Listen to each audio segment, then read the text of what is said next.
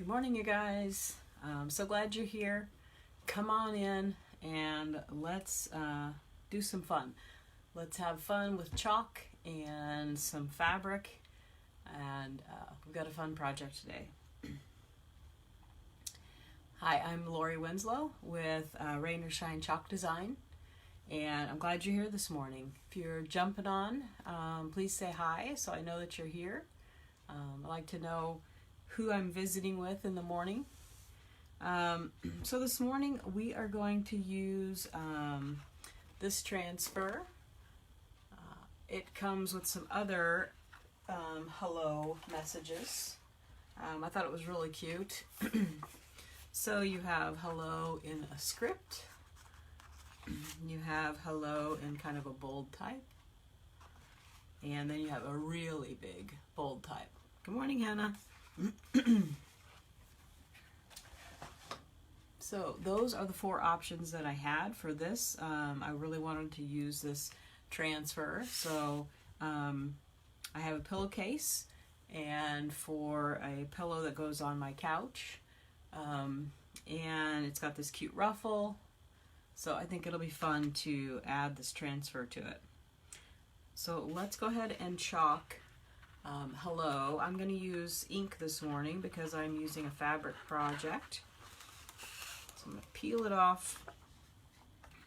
I did trim a little bit of the edges of this. It has a lot of transfer area, which is great, but I did take some off because it was going to be running into this ruffle. And I'm going to push this down. I'm going to make sure that I look like I'm level. Spin it around so I can see. How are you this morning, Hannah? Are you off to work? Are you home? What's going on with you today?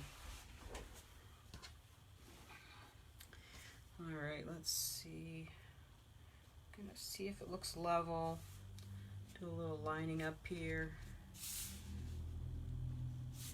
It might be going downhill just a little bit.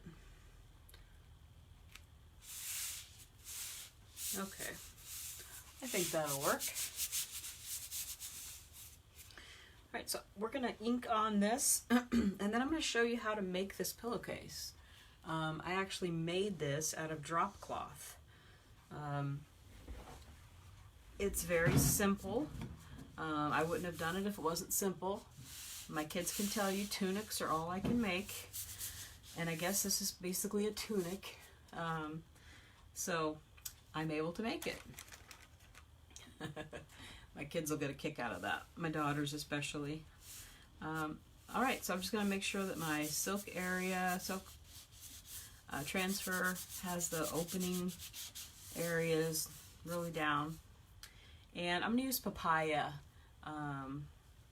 This is one of my new ink colors that I got, and it's an orangey color. My family room colors are orange, a nice burnt orange, and then I have yellow in my laundry room and very neutral colors in my kitchen, and they go really well together. So this papaya, I think it's going to look really pretty on this really neutral background. So because it's ink, I'm going to make sure that I go over all the areas really well, different directions. With chalk, we want to do this really quickly. We want to put the chalk on and then pull it up really quick so that it's not drying in our transfer. But with the ink, you have a little more work time. It takes longer to dry, and you really need to give it a little bit of time. Give it a little time to set up. So that it's getting into the fabric nicely. And you don't want to remove as much as you do with the chalk. With the chalk, you really want to get a nice thin layer. with the ink, you want to give it a little bit more.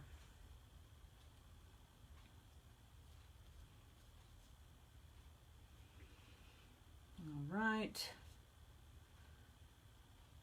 Make sure I don't have too much ink on there.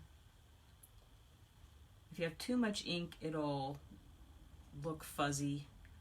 Your transfer won't, your pattern won't be super clear. So there is kind of a happy medium. All right, and when I pull it up, I'm just going to watch as I pull up, and any area that I think doesn't have enough ink, I'll just add it. Because I'm using fabric, I don't have to fuzz. Looks like I need to add a little bit more here.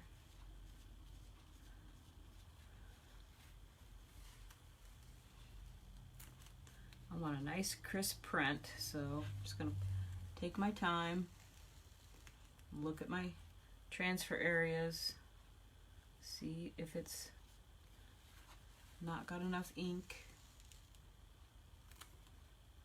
It's such a simple print, we definitely don't want any holes in our area. Come from the other side so I can see a little bit better as I peel up.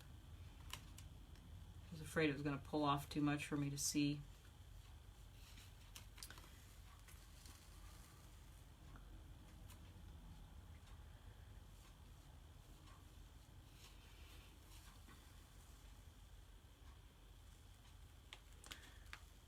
Okay. All right, and there's the magic part. Pulling it up to reveal your design.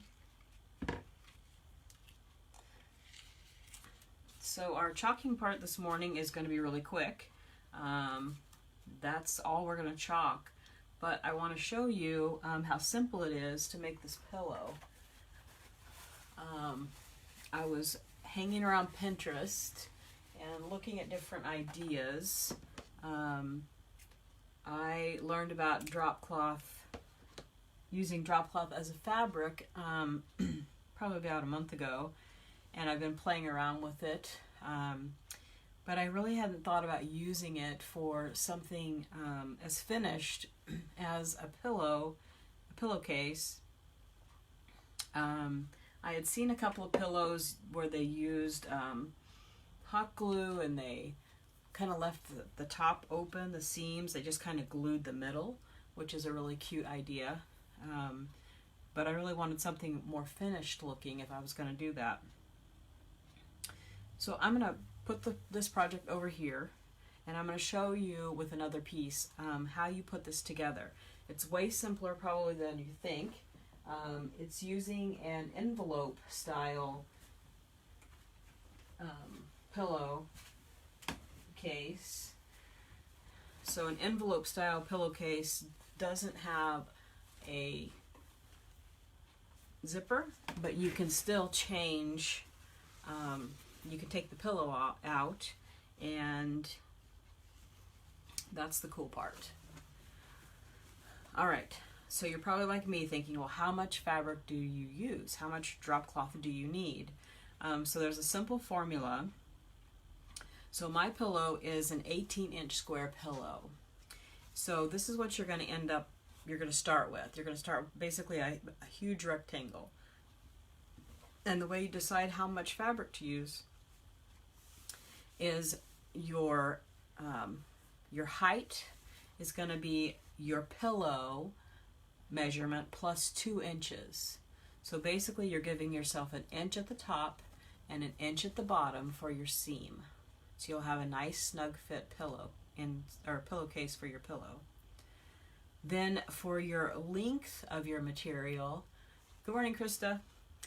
For the length of your material, you are going to take your pillow width this way, and you're going to double it. So mine is 18. So 18 plus 18 is 36. And then you're going to add 8 inches. So for me, it was 44 inches of drop cloth this way and 20 inches this way. Okay, So remember, our finished product is going to look like this. So it's going to be, for me, it's an 18 by 18 inch square pillowcase. And I have tried my pillow, and it does fit in here. So if I can be careful not to get my chalk touched anywhere else. You can see I've left myself an envelope in the back that I can get my pillow in and out of. All right. So what I'm going to do is I use the one edge of my, that already had the seam. So I wanted one seam already done. So all I needed to do is put a seam on this one. Now you could definitely use hot glue to put this together if you don't have a sewing machine. If you do have a sewing machine, bust it out. It's just straight stitching, nothing difficult. If you practice straight stitching, you'll get better and better at it. So I have one, so basically you need to think about this as you have 2 long sides and 2 short sides. So you're going to do your short sides first. You want a seam on both of these short sides. So what I did for this side was I just rolled a tiny little edge, and then I made it bigger, and I just pinned that. And I'm not a super exact sewer. I don't feel like I have time to make it super exact. Nobody's going to look at it. So I pin it as I go along. Then I look at it to make sure I'm not hugely off, super wonky. And so then I sewed my seam. So now I have my 2 edges that are sewn. Now I want to get so basically we're going to have these 2 pieces are going to fold like this. You're going to overlap this by 6 inches. So if your overlap is 6 inches, which is about like that, and you can check it out, pin it, and then just check it against a measurement, make sure this opening is at least 18 inches. And you can always fudge a little bit. It could be less than 6 if you need it to be.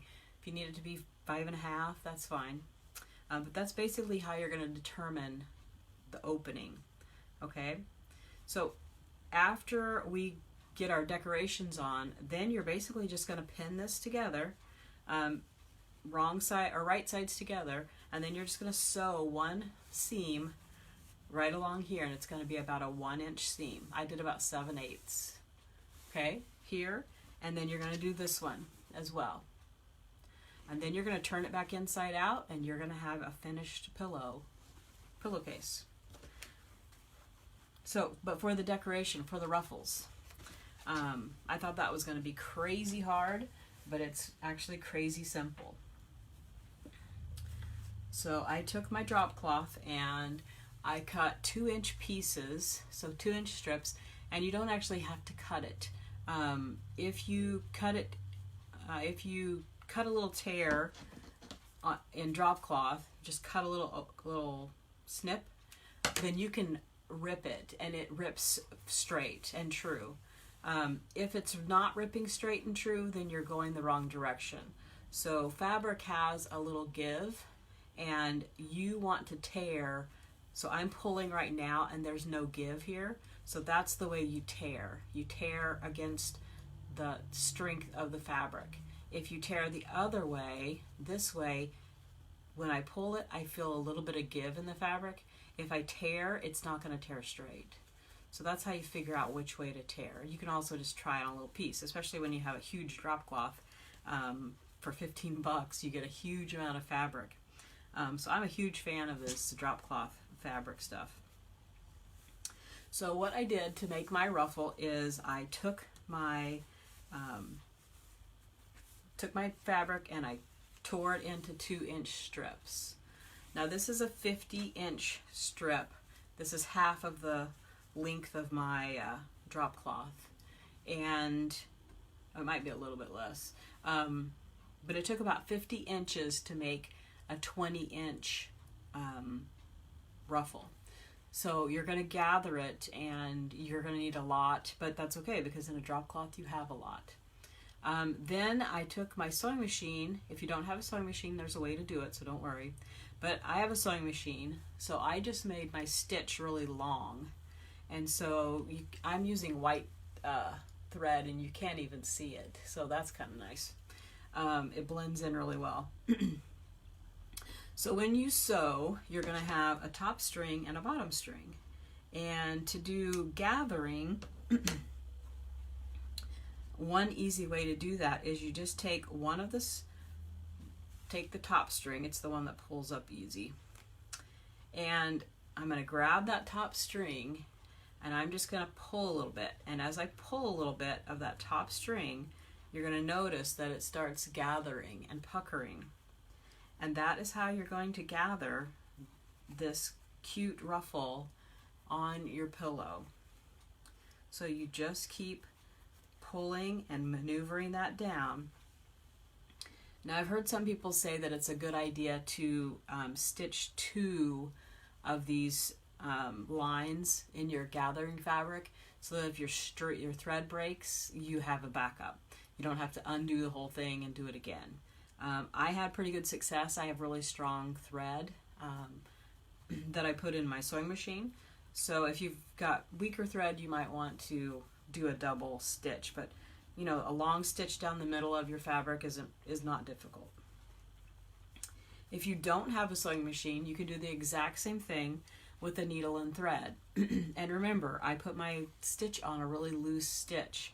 So don't feel like you have to be a great seamstress. You don't. Just take your needle and thread and go down and up and down and up and down and up, and just keep doing that. And then when you get to the end, you're going to do the same thing. You're going to pull that top string, and that's going to make, or you're just going to pull the string. You don't have 2 strings, but that's okay. You'll just keep pulling, and it'll do the exact same kind of gathering for your ruffle for your pillow. So after you have it gathered, then you're going to get your fabric, your dropcloth fabric, and you're going to decide where do you want your ruffles to be. So now you want to set up your pillow just like you're going to have that overlap, right, for your envelope. So get it all set up so that you can see what it's going to look like, and pin this together here and here. Okay? And then go ahead and turn it inside out so that you can see what your finished pillow shape is going to look like, so that you can decide where you want your ruffles. Now, I liked the ruffles going up and down on my pillow. I thought that was kind of cute look, so that's what I decided to do. But obviously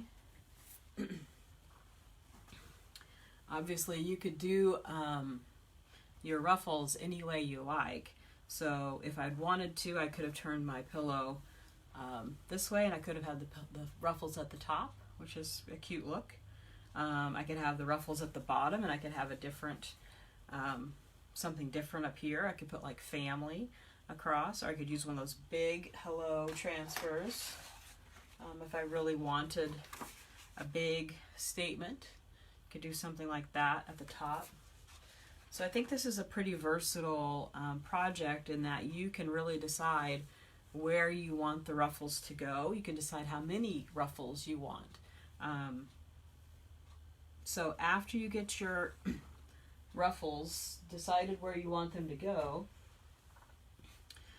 then you're going to have this ruffled piece. It's going to be ruffled all the way to the bottom. And you are just going to decide where you want it. Remember, this is all going to be ruffled. And you're going to go all the way to the bottom. And this is going to be the right side of your project. You're going to pin it down. If you're using hot glue, there's great fabric hot glue now, and it will really hold on fabric. So you can get that. And you're just going to run a bead of glue right down your stitching and press it down. If you're sewing, you just sew right over the top of that middle gathering line. So you just sew right along that line, and you've got your, I've got a 20-inch piece of fabric because my pillow is 18 inches, so I've got 20 inches, and I just sew the full length all the way to the end. Then when I get all of my decoration on my pillow cover, I can go ahead and sew up these ends. And remember, you just want a 6-inch cover. You want these two pieces to overlap in the back. You're making an envelope pillow cover. So as long as you have a 6-inch cover, that will make your pillow the right size. Then you turn it inside out and you have your finished pillow cover. You do want to, oh, I should tell you this. You do want to, on the corners, after you get it stitched, I used about a 7/8 inch seam here with my sewing machine. Now if you don't have a sewing machine, you could still definitely use your fabric glue, so don't feel like you have to sew. Fabric glue will work great. Once you have that seam there, you want to cut a really small seam allowance. You want to cut with your scissors so that when you turn this inside out, you're going to have a nice point on your corners. So you just want to make a small, just leave a very small seam right there in the corner so it looks good. Good morning, Christy. Thanks for coming in. Good morning, Aman. Nice to see you. Glad you guys hopped on. So this morning, I'm showing you how I made a pillow using dropcloth fabric. I used a pillow cover. I made a pillow cover. So I just used one of the pillows I had in my family room. It just had a really plain tan cover on it that I've had forever. And I just decided it would be fun to try to make this out of dropcloth. So when you do those seams, this is how my corners, that's how you end up with a nice point, is you make sure you go inside and you cut along that seam so that it makes a really small area, not a bulky area. So if this seems really, really difficult, just know that it's not really, really difficult. If you've done any sewing at all, or if you have a hot glue gun, you can definitely do it. You don't have to have a sewing machine.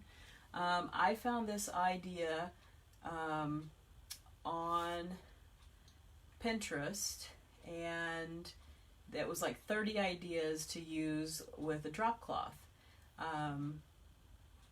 So let's see, her site is called Crafting in the Rain, so you might check her out. If you've never used drop cloth, it is fabulous. It is so sturdy. If you want to wash it before you use it, that's a great idea. Don't wash it if you've cut it already. Drop cloth does fray like nobody's business, and that's what makes this edge so fun, is because it is frayed, and it is going to continue to fray. If you have pets, or if you have small kids, you might want to leave this in your bedroom so that it's not getting roughed up too much. I'm in a place, in my life where I don't have little bitty kids around anymore, so I can have something like this, but you could also make it smaller. It wouldn't have to be this big. There's also another idea where you wouldn't have so much of a rough edge. So this will be something that I post later. So another idea that I saw was to make these rag rosettes, and I've shown you how to make these before, but we hot glued them on the bottom, and I didn't this one. So just still using drop cloth, same 2-inch piece of strip that I had before, and you make it just like I showed you how to make the rag rosettes before, but the idea for this one is to, instead of doing the ruffle, to make a whole line of these flowers, or you could cover the whole pillow if you were so inclined. But that's my next idea, is I will work on that probably over the weekend, getting enough rosettes like this, and then making like a line on another pillow. I think that'd be really pretty. If you wanted to add some fabric to match your color scheme, you can always add that. If you go back and look at my videos, I made rag rosettes using drop cloth and fabric. And to make these, I'll go over it really quickly. To make these is really simple. If you want to have two different colors, I just took a piece of fabric and the same size and put it here. I am using a 2-inch strip, so that's going to give me a bigger rosette, which I think you need on a pillow this size. You wouldn't want to be too small, or it would kind of get lost. So what I showed you before is I took the drop cloth and I just made I folded it in half. So fold it over, and then I just made a knot. And I just tried to pull it close to the end so that I didn't lose too much fabric. And that's going to be the middle of my flower.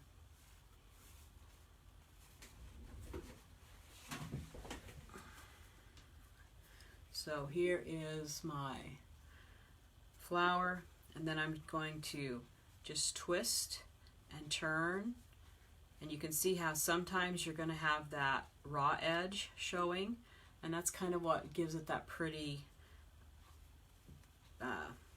boho chic, shabby chic kind of look. And then I just keep turning it around and around. You can put this on the table. I'm trying to do it so you can see. You just turn, you just twist. I keep my fabric folded in half. That gives it kind of a nicer look, not quite as much fraying, because you are going to have people touching at the pillows and things. You just keep wrapping.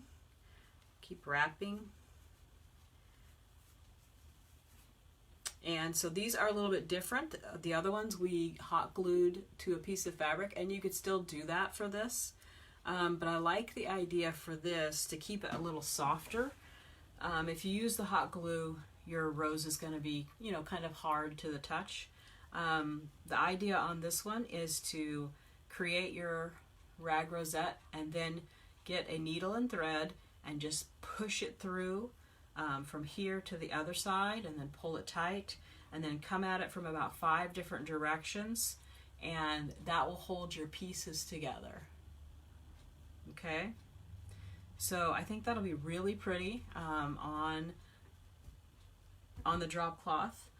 Some fabric that matches your decor would, I think, really look cool. It would really give some cool accents. Oh, something on the front of an apron. That would be great. And this is all washable. If you wanted to do something like this and have it be washable, you might want to do some kind of Velcro or something so that you can pull this off. I'm afraid if it has these frayed edges and you washed it, I don't know, I've been warned that if you put cut edge drop cloth in the washer, it will fray just like crazy. And I totally believe it. When you do these projects, you do end up with, I was cutting in my family room last night, practicing on this, and this is just a small tiny tidbit of what I have, and it's all over. It was all over my clothing last night.